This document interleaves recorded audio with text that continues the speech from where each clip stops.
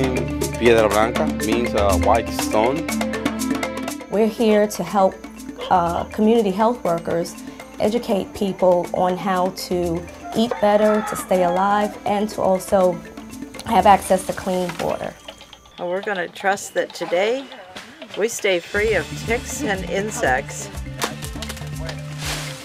Right now we're building a garden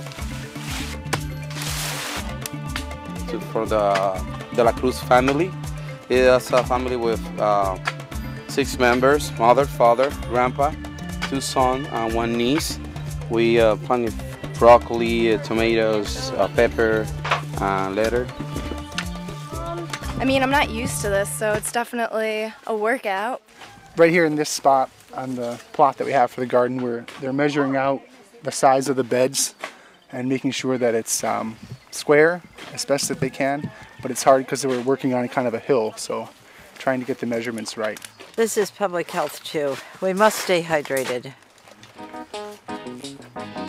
It will be particularly challenging to change the way that people eat here because it has become a part of their culture to eat rice, beans, and chicken, and to not take advantage of the local fruit and vegetables that are just grown all around them. I think in order to change behaviors, you have to start early, and you have to start with the kids, and people just need to know the benefits of eating the fruits and vegetables. I don't think that's quite understood here.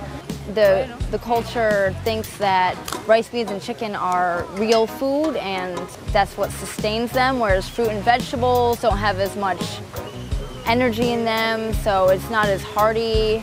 And especially for people who don't know when their next meal is coming from, they want something that will keep them full. But I think if people realize that the benefits from the fruit and vegetables, and that actually, since if you eat them raw with all the fiber, that you will actually stay fuller than just eating an entire plate of white rice.